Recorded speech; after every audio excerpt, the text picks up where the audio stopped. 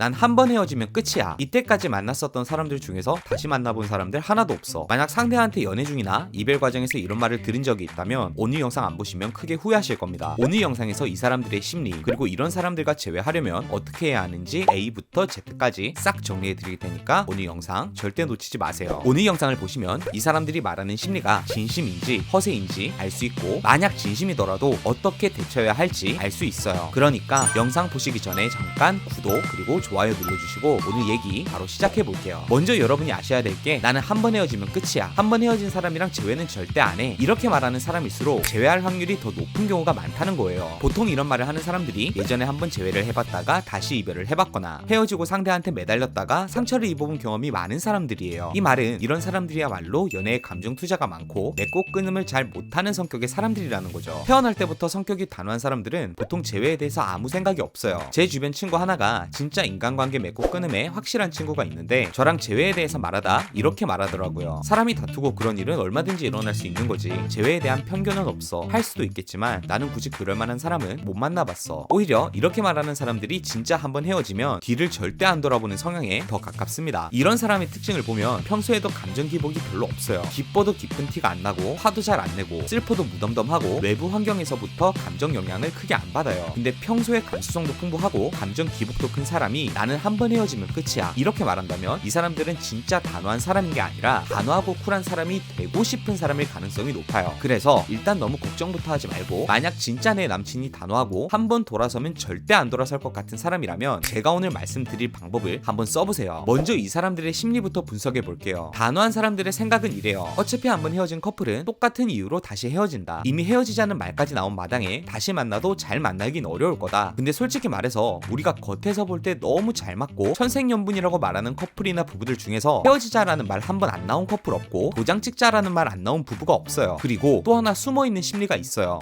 나는 이렇게 쿨하고 멋진 남자, 냉정하고 뒤끝 없는 상남자. 솔직히 남자들 입장에서 그래요. 헤어지고 여자친구 못 잊고 매달리다 술 먹고 질질 짜면 남자들 사이에서는 찐따 소리 듣는 거 일도 아니죠. 그런데 반대로 헤어진 여자친구가 매달려도 쿨하게 거절한다? 이건 뭔가 멋져 보이고 어깨 좀 올라가 보이거든요. 사실 이건 여자들 사이에서도 마찬가지긴 해요. 누군가에게 미련을 가진다는 것 자체가 우리가 느끼기에 스스로 가치가 낮아진다고 느끼는 거예요. 그래서 점점 자기 세뇌를 하게 됩니다. 나는 이별에 의연한 사람이다. 나는 헤어지고 절대 매달리거나 다시 만나지 않는다. 이걸 몇 년 정도 하다 보면 자기 삶에서 꼭 지켜야 될 절대 규칙이 되어버립니다. 이제는 왜 그래야 하는지도 잘 모르겠지만 이때까지 그렇게 살아왔는데 지금 와서 이 규칙을 깨면 그동안 쏟은 노력이 물거품이 되어버린다는 불안감을 느끼는 거예요. 그럼 이런 사람들은 어떻게 생각을 바꾸게 만들어야 돼요? 상대방 말은 결국 이거예요. 나는 실패할 일을 반복하고 싶지 않아. 나는 흔한 인연에 연연하고 싶지 않아. 나는 내 신념을 깨고 싶지 않아. 이미 망해버린 스토리를 되돌릴 자신이 없어. 결국 이 네 가지가 전부예요. 그럼 우린 이 네 가지 생각을 전부 피해가거나 부숴버리면 그만인 거죠. 첫 번째로, 이 관계를 특별한 관계처럼 포장하세요. 이런 사람들의 심리가 뭐냐면 이별할 때는 지금 이 관계의 의미를 폄훼한다는 거예요. 누구한테든 이별은 어려운 일이죠. 특히나 나한테 의미 깊고 특별한 사람과의 이별은 더 어려운 일이에요. 그래서 이별할 때 마음이 편해지는 방법 중 하나가 이 연애는 별거 아닌 연애였다, 그냥 수많은 연애 중 하나였다, 이렇게 관계의 의미를 낮게 평가해 버리는 겁니다. 그러면 마음이 조금은 편해지거든요. 그리고 친구랑 싸울 때도 마찬가지지만 나랑 별 볼 일 없는 그냥 아는 친구라면 갈등이 생겼을 때 깊이 대화하고 풀기보다 나랑 안 맞는 사람이랑은 안 보고 살면 그만이지 이렇게 되기 쉽지만, 나랑 정말 절친하고 오랜 기간을 함께한 의미 있는 친구한테는 이게 어렵습니다. 이런 친구랑은 절연을 했다가도 다시 화해를 하고 예전처럼 다시 잘 지낸다는 게 절대 일어나면 안 된다고 생각할 일이 아니에요. 그래서 이렇게 단호한 사람일수록 강조해야 할 건 우리 연애가 다른 연애들에 비해 얼마나 특별했는지 의미를 부여하는 겁니다. 예를 들어 볼게요. 네가 얼마나 단호한 사람이고 인간관계에 맺고 끊음이 확실한 사람인지 나도 잘 알아. 그런데 모든 이별은 누구와 이별하는지가 중요한 거잖아. 지금 너랑 내 관계가 그냥 말 한마디에 끝날 흔하디 흔한 그런 연인 관계라고 나는 생각하지 않았어. 나는 우리 관계가 의미가 깊고 특별한 관계라고 믿고 그렇게 우리 관계에 진지했었어. 우리가 쌓아온 시간과 의미에 비해서 지금 이별은 너무 쉽고 가볍지 않니? 이렇게 말하는 순간 상대방의 단호한 이별 태도의 의미가 바뀌어버려요. 맺고 끊음의 확실한 멋진 행동에서 깊었던 의미를 쉽게 포기하는 가벼운 행동이 되어버리는 거죠. 두 번째로, 이 상황을 작은 해프닝처럼 만들고 긍정적인 의미를 더 씌우세요. 어차피 지금 상황은 또 벌어질 거야. 이별하자는 말까지 나온 마당에 우린 원래 관계로 돌아갈 수 없어. 전부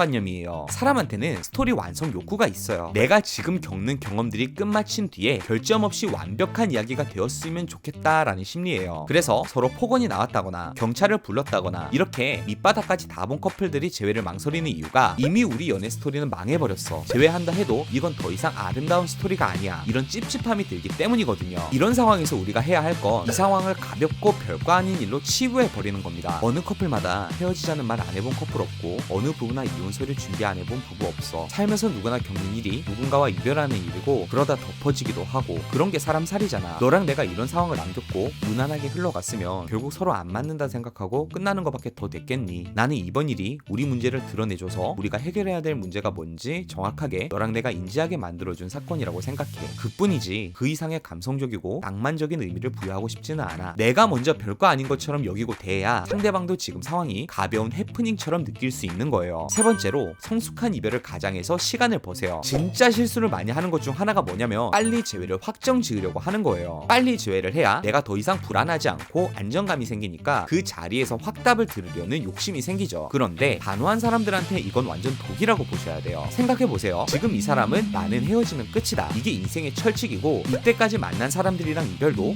이렇게 해왔을 거라고요. 근데 이때까지 지켜온 자기 철학을 버리고 당장 재회를 결정하라 한다? 이건 자기 인생 철학을 한 번에 버리라는 요구거든요. 재회를 지금 망설이거나 단호한 사람들한테 이런 결정을 요구하면 부정적인 결정을 내릴 확률이 훨씬 높습니다. 우리도 어떤 물건을 살까 말까 망설이는데 영업사원이 지금 당장 사라고 무리하게 요구하면 어떻게 돼요? 안 사버릴 가능성이 더 높겠죠? 똑같은 심리예요. 이럴 땐 성숙함을 가장해서 일단 시간을 버는 게 더 좋습니다. 우리가 만나는 것도 신중했고 만나온 시간 동안에도 다투긴 했어도 서로를 가볍게 대한 적은 없다고 생각해. 나는 이별도 마찬가지여야 한다고 봐. 오히려 너나 나나 한 번 헤어지면 뒤는 없다고 생각하는 사람이니까 이런 결정일수록 우리가 만날 때보다 더 많이 대화를 하고 자기 감정을 잘 살피고 그리고 결정해야 되는 게 아닐까 싶어. 지금이야 서로 단점만 보이고 헤어져야 될 이유만 보이겠지만 사람 시야라는 게 감정이 가라앉고 나면 또 다른 부분들이 보이기도 하잖아. 나는 네 입장에 무조건 반대할 생각 없어. 다만 조금 더 우리 시간들을 되돌아보고 추억도 하고 자기 감정도 살펴보는 시간을 가지고 그리고 결정을 하는 게 더 성숙하고 멋진 선택이라고 생각하는 거야. 마지막으로 여러분한테 설명하고 싶은 게 재회는